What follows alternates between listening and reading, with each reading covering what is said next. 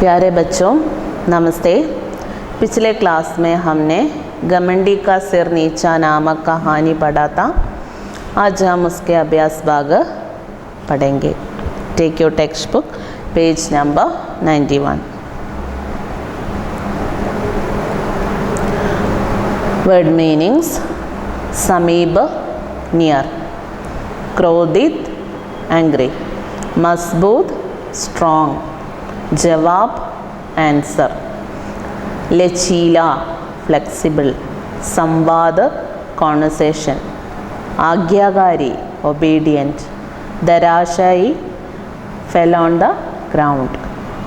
पर्यायवाची शब्द: बलवान शक्तिशाली ताकतवर, शक्तिशाली ताकतवर, सम्मान इज्जत आदर, हवा पवन वायु, गति चाल रफ्तार, बात कथन वचन, संवाद बातचीत वार्तालाप। विलोम शब्द: समीप दूर, तेज धीमी, जवाब सवाल, दुखी सुखी, मजबूत कमज़ोर, आदर अनादर। प्रश्नों के उत्तर लिखिए।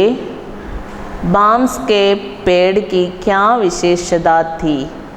बांस के पेड़ की क्या विशेषता थी? അതിൻ്റെ വിശേഷങ്ങൾ എന്തൊക്കെയായിരുന്നു? ബാംസ് के पेड़ लचीला था और विनम्र स्वभाव का था। लचीला था और विनम्र स्वभाव का था। വളരെയധികം താഴ്മയുള്ളവനായിരുന്നു അല്ലേ?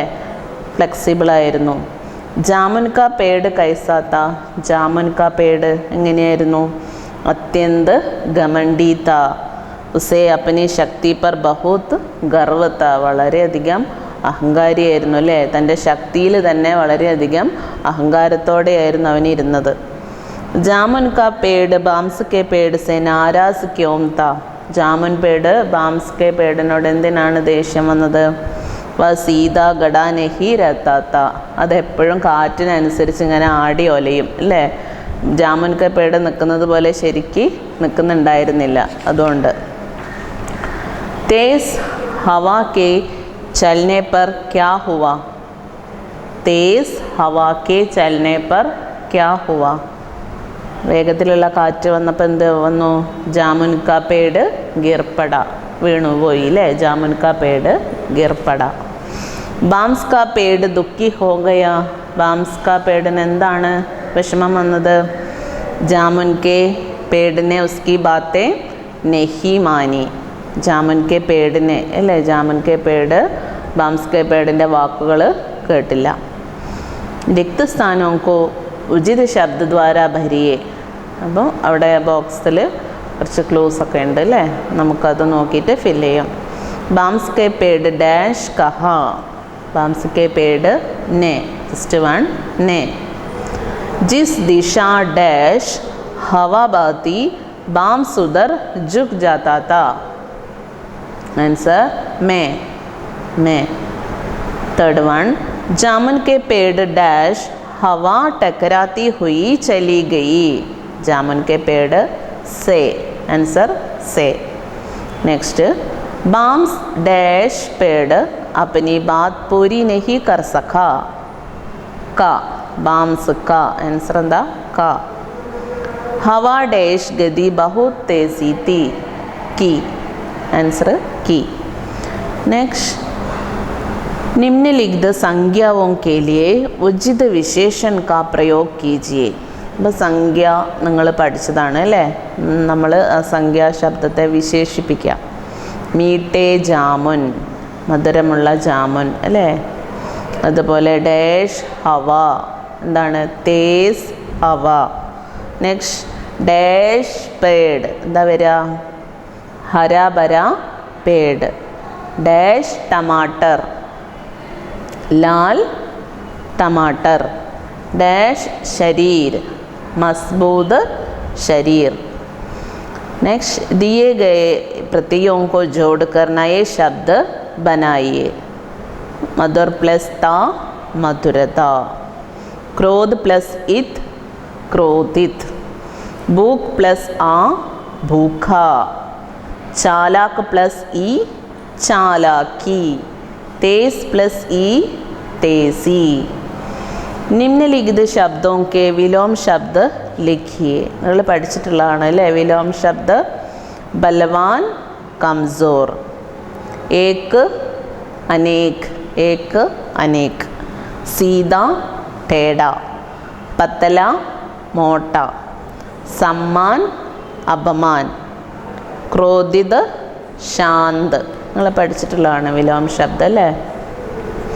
നെക്സ്റ്റ്, निम्नलिखित शब्दों को अपने वाक्य में प्रयोग कीजिए. അപ്പോൾ നിങ്ങളുടെ മേക്ക് സെൻറ്റൻസ് നിങ്ങൾക്ക് ഇഷ്ടമുള്ള സെൻറ്റൻസ് നിങ്ങൾ ഉണ്ടാക്കുക കേട്ടോ. സമീപ് വെച്ചിട്ട് ഒരു സെൻറ്റൻസ്.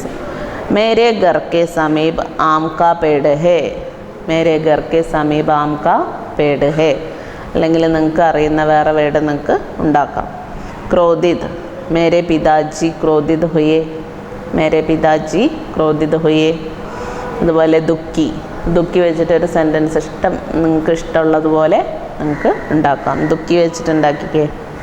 अंगूठी के खो जाने पर दीदी दुखी हो गई, अंगूठी के खो जाने पर दीदी दुखी हो गई.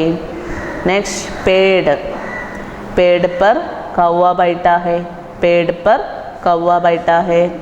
जवाब, उसके प्रश्नों का जवाब दो, उसके प्रश्नों का जवाब दो.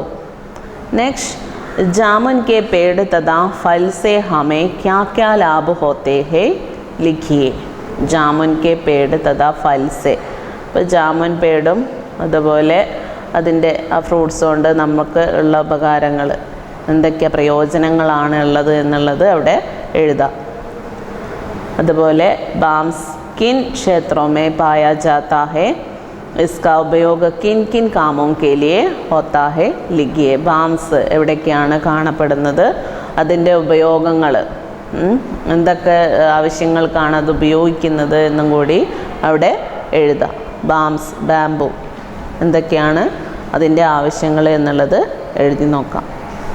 അപ്പോൾ ഇന്ന് വായിച്ചതിൽ നിങ്ങൾ ചെയ്യേണ്ടത് ശബ്ദാർത്ഥ, पर्यायवाची शब्द, विलोम शब्द, प्रश्नों के उत्तर ഇതെല്ലാം നിങ്ങൾ നോട്ടിലേക്ക് എഴുതണം. അതുപോലെ ബാക്കിയുള്ള എക്സസൈസ് എല്ലാം നിങ്ങൾ ടെക്സ്റ്റിൽ എഴുതി വെക്കുക. ഈ സ്റ്റോറി നന്നായിട്ട് വായിക്കാം. आज इतना ही है, अगले क्लास में मिलेंगे. धन्यवाद.